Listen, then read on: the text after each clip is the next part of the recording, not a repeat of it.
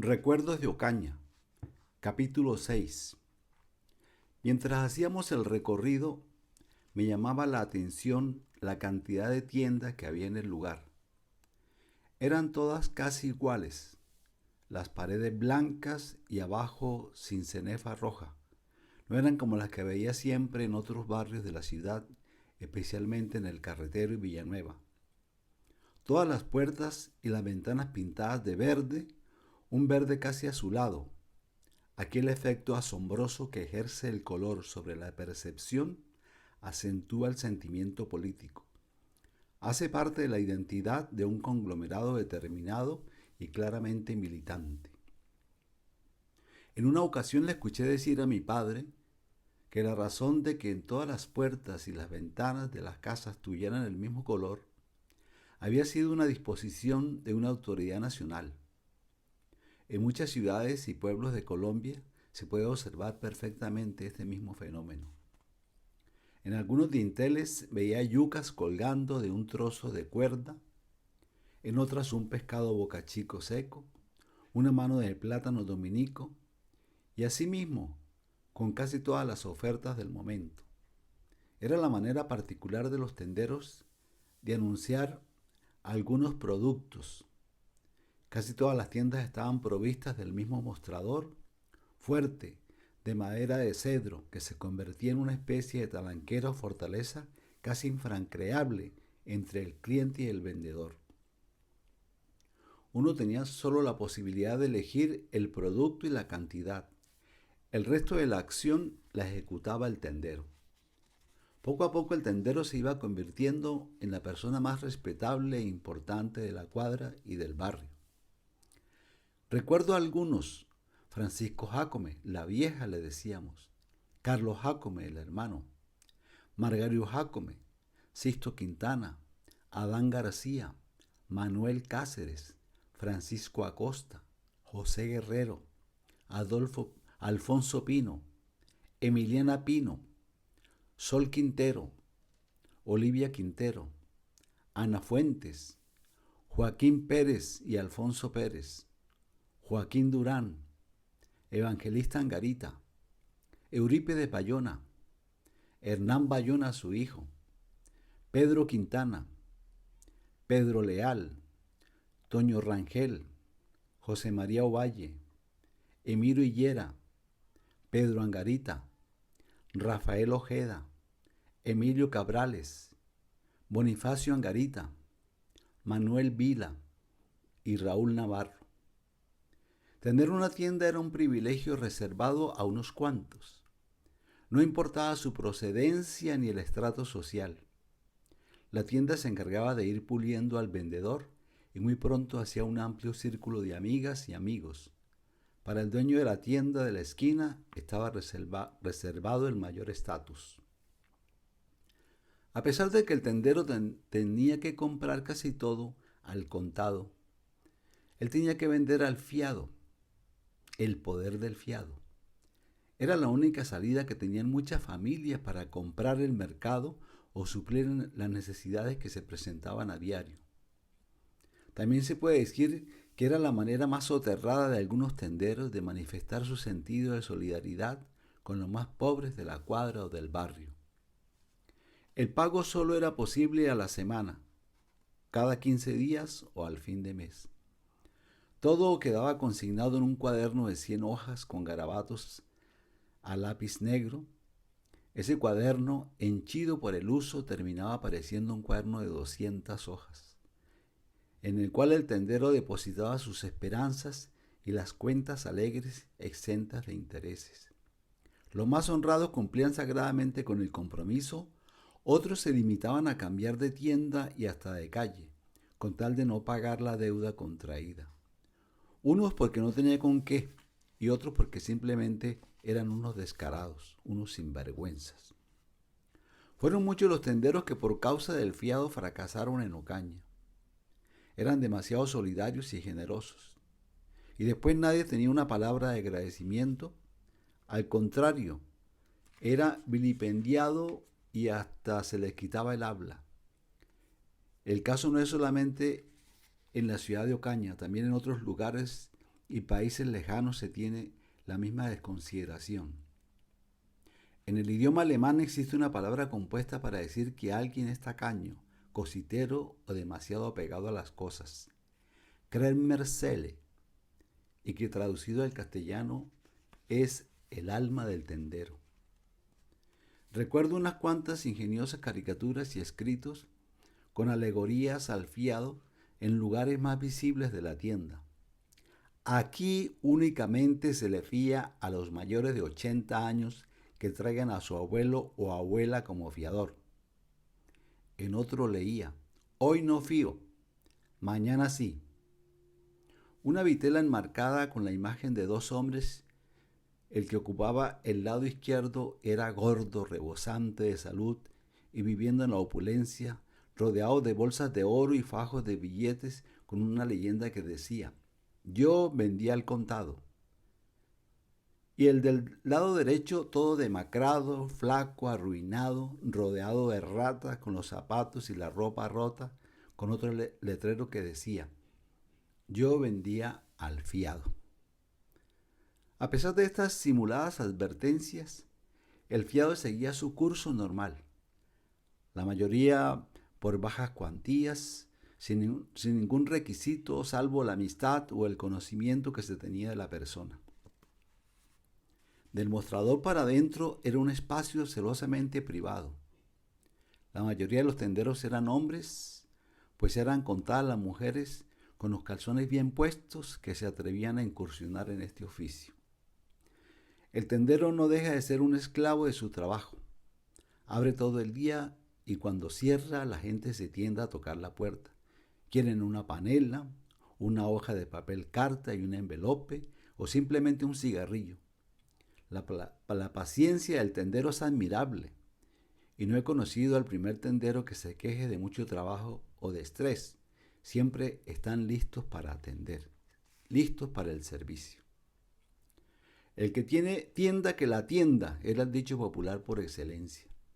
No había ninguna compasión con el tendero. Para él no hay vacaciones, días festivos ni fiestas de guardar. Tiene que estar ahí, al pie de la puerta, dispuesto siempre a servir a los demás. Ni siquiera tiene derecho a enfermarse, ni a compartir con su familia, ni a echarse un par de tragos con sus amigos. Son los escasos los que cierran para almorzar o comer. La mayoría lo hace en el mismo puesto de trabajo. Es un ser casi enjaulado en su propio mostrador, pero en el fondo es un ser social por excelencia. Y creo también es un ser feliz. Por eso los tenderos de barrio merecen mi respeto y mi admiración. Los que aún quedan deben ser valorados e incentivados. Que yo sepa, nunca se creó una escuela para capacitarlos o asesorarlos en el menudeo cotidiano o en las relaciones con la comunidad. Sin embargo, todos lo hacen con la mayor profesionalidad posible. A través de los años y la práctica fueron constituyendo una intrincada cadena de abastecimientos en los pequeños pueblos y ciudades, logrando constituir un importante renglón de la economía regional y nacional. Debido a su oficio, ellos han desarrollado una sensibilidad social poco común y les sobra tacto y conocimiento para saber quién es quién en la cuadra o el barrio. Desde luego son también los mejores informados y debe ser así, pues tienen que saber de antemano a quién le fían y de quién pueden recibir uno o dos sablazos seguidos. Muchos de ellos, a pesar de la experiencia, cayeron una y otra vez. A Francisco Jácome, la vieja, le ocurrió una vez con Arsenio Camargo, un músico de la banda municipal de Ocaña y de serenatas. Arsenio, como buen músico, bebía a menudo con sus compañeros. El sueldo que recibía del municipio era muy bajo y con una crecida familia que mantener. En algunos momentos de apuro, la tabla de salvación era Francisco. Bien vestido como siempre, llegó un día a empeñar el clarinete. ¿Y con qué vas a tocar?, le preguntó Francisco. Tranquilo, Francisco, que un amigo me presta uno.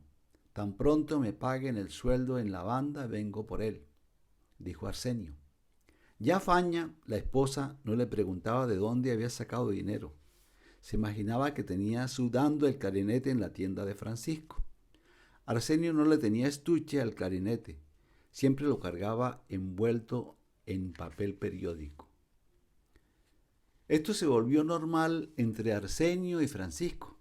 Al cabo de 8 o 15 días, Arsenio venía cumplidamente a cancelar el préstamo y algunos intereses.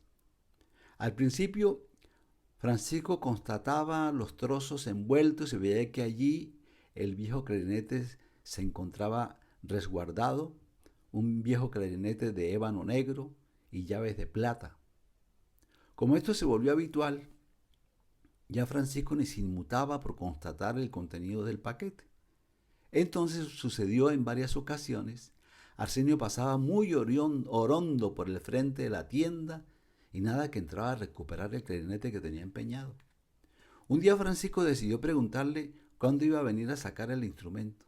Efectivamente, ese día Arsenio, bien serio, pasaba por el frente de la tienda y Francisco, delante de toda la gente que había en ese momento, le gritó: ¡Hey, Arsenio!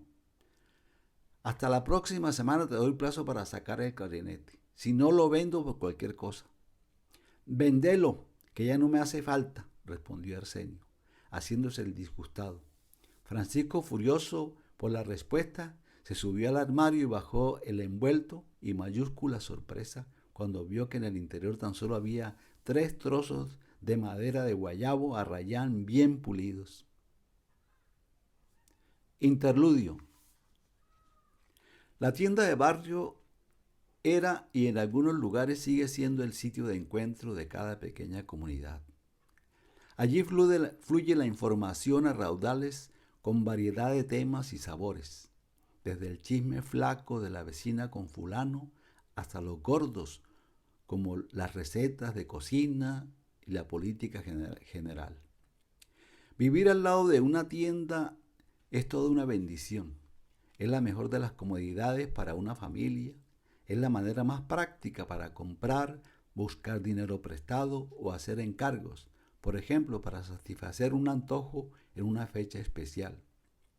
Algunas tiendas parecían altares para loar a dioses primitivos y el tendero con su imagen votiva hacía las veces de oficiante mayor, pero sin monaguillos por el temor a la caja.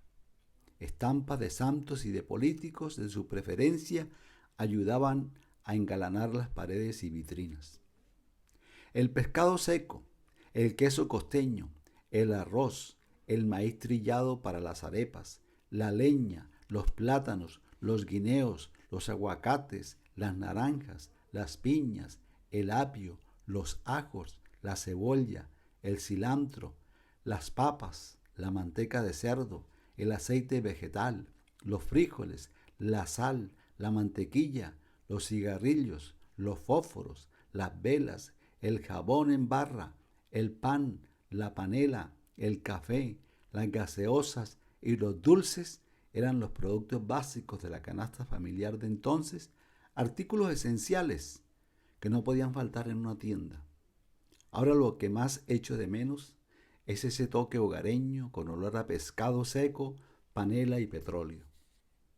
En algunas ocasiones se daba el hecho de que los ladrones se metían de noche en una tienda, forzando la puerta o rompiendo el techo. El caso se convertía en toda una tragedia para la clientela. Los que más sufrían eran los que compraban al fiado. Hoy no hay comida, pues anoche robaron la tienda, regresaba diciendo la madre con las manos vacías, el rostro desencajado, pensando en el hambre de los hijos. Eran las pequeñas tragedias familiares que tenían que ver con la subsistencia diaria. La situación no mejoraba hasta tanto no llegaba el inspector de policía, acompañado de un par de agentes uniformados, para constatar el hurto y evaluar los daños materiales. De lo robado casi nunca recuperaba nada, pues nadie tenía asegurado el negocio y en ese entonces no existían empresas aseguradoras especializadas en ese ramo. Tampoco los daños sociales contaban en esos inventarios formales. Desde el puente de Tacaloa hasta la casa de mi abuela María había una docena de tiendas. Lo más curioso era que todas vendían. Todas tenían sus clientes habituales. También en esas tiendas se vendía el aguardiente Chirrinche, Eso se percibía en el ambiente. La mayoría de esas tiendas han ido desapareciendo para darle paso a lo novedoso, a los supermercados sin sabor a pueblo y que no arraigan nada ni a nadie. Es simplemente la ley de la modernidad devorando sin compasión las tradiciones y las costumbres de los pueblos.